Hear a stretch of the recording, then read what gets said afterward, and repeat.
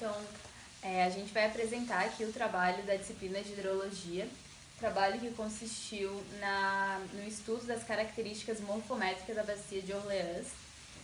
Para a realização desse trabalho, a gente fez a utilização do software ArcGIS e também utilizou as cartas da EPAGRE e da SDS. O nosso grupo é constituído por mim, Júlia, Anne e Camila. Então a gente pegou a bacia da SDS da EPAGRE e a gente já sabia que elas tinham um pouco de diferença, porque uma era mais precisa que a outra. No caso da SDS estava numa escala de 1 para 10 mil e da EPAGRE numa escala de 1 para 50 mil. E para realizar o estudo da bacia, a gente escolheu um rio principal, um rio de ordem simples, que no caso é o rio Palmeiras. Então segue com a gente que a gente vai explicar um pouquinho como a gente fez esse trabalho. Para delimitar nessas bacias, a gente precisou buscar a demografia, que representa a elevação, e também o curso da água para ver quais os limites da bacia que a gente escolheu, no caso a bacia de Orleans. Então a gente pegou no site da EPAGRE, aqui, a nossa bacia de Orleans, na escala de 1 para 50 mil, e também a nossa demografia aqui, referente à região sul catarinense, no ponto TIFF. Então, temos aqui a nossa demografia, e para delimitar a bacia, a gente usou as ferramentas do Hydrology e do Conditional aqui no Spatial Analysis Tools. E aqui usamos o Fill, Flow Direction, Flow Accumulation, depois o COM, que a gente definiu que é um rio ia ser a junção de 120 partes. Após isso, a gente conseguiu fazer o Watershed e Stream to Feature. Mas para ver a ordem dos rios mesmo, a gente pegou o Stream Order aqui mesmo. Com o Stream Order, a gente encontrou aqui um rio de quinta ordem. E foi posto então a exutória e depois feito o Watershed. Essa aqui é a nossa bacia. Para delimitar a bacia da SDS, a gente abriu um novo arquivo, baixamos do site da SDS o nosso raster também, a demografia. Ele nos informou que são 6 partes aqui. E também baixamos o curso da água. Depois de baixar os nossos arquivos, a gente encontrou qual o raster que era referente à nossa bacia a partir da delimitação da bacia que a gente tinha da EPAGRE. Mas essas 7 partes aqui, elas precisaram ser juntadas para que a gente pudesse trabalhar nelas. E a gente conseguiu fazer isso a partir da ferramenta Mosaic to New Raster, nos Data Management Tools, aqui. Depois disso feito, a gente obteve então a nossa demografia assim bonitinha. Como os arquivos continuaram sendo muito pesados para aplicar diretamente as ferramentas do Hydrology, a gente precisou delimitar nossa bacia de outra forma, mas sem curva de nível e somente com o curso da água. A gente optou por delimitar nossa bacia através do editor, tendo como base nosso curso da água e também a bacia que a gente obteve da EPAGRE, sempre cuidando para não cortar nenhum rio. Então, algumas partes a gente já viu que faz diferentes e tendo como referência também a nossa exutória. E a bacia delimitada ficou assim. Essa delimitação, então, a gente usou como base para extrair também o nosso mosaico. Então, a gente conseguiu extrair ele. E somente então a gente pôde aplicar as ferramentas do Fill, Flow Direction, Flow Accumulation, o Conditional, que agora precisou ser multiplicado por 900. E então a gente obteve o nosso rio, que ficou também um pouco diferente do curso da água obtido.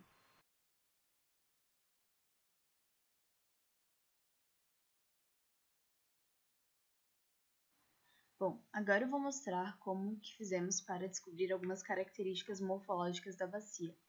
Então, para descobrir a área, a gente veio aqui no Shape, no layer da bacia, abrimos a tabela de atributos e a gente consegue descobrir o perímetro da bacia, que está em quilômetros, e a área da bacia, que está em quilômetros.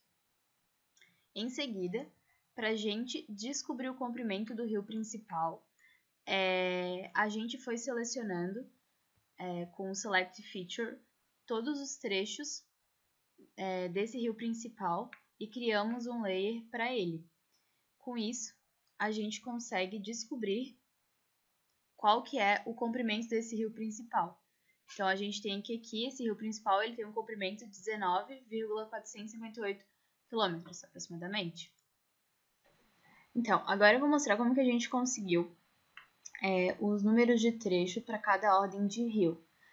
O que a gente fez, viemos aqui em Selection, em Select by Attributes,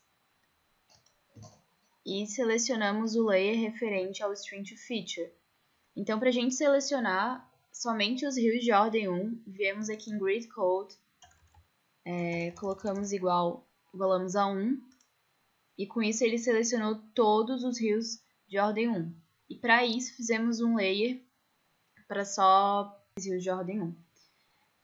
Sucessivamente para os rios de ordem 2, para os rios de ordem 3, os de ordem 4 e os de ordem 5 também. Para a gente descobrir a quantidade de trechos, como nós já fizemos os layers referente a cada ordem, viemos aqui na tabela de atributos e a gente pode perceber que essa ordem, ela possui 179 trechos. Então, pegamos esse número e colocamos na nossa tabela e fizemos isso para o rio de ordem 3, o de ordem 4 e o de ordem 5. A quantidade total de trechos da bacia foi a soma de todos os trechos dessas ordens.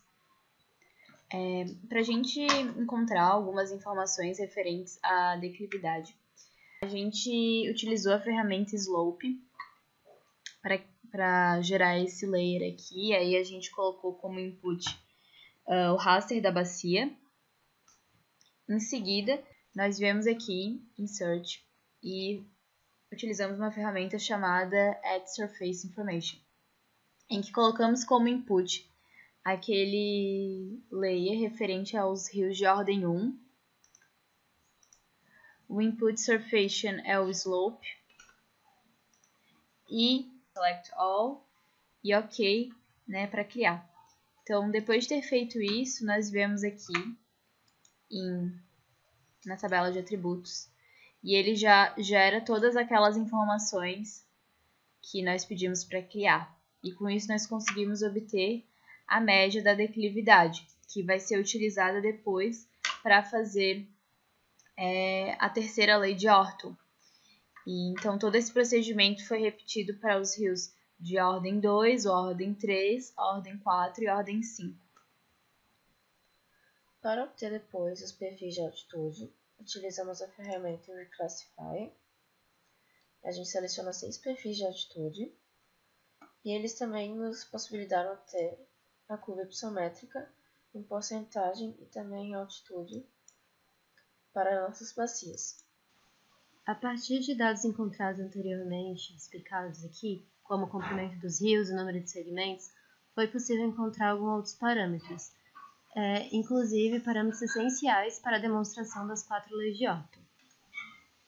A primeira lei de Orton é a lei do número de canais. Ela associa a quantidade de número de canais presentes na bacia com a ordem desses canais.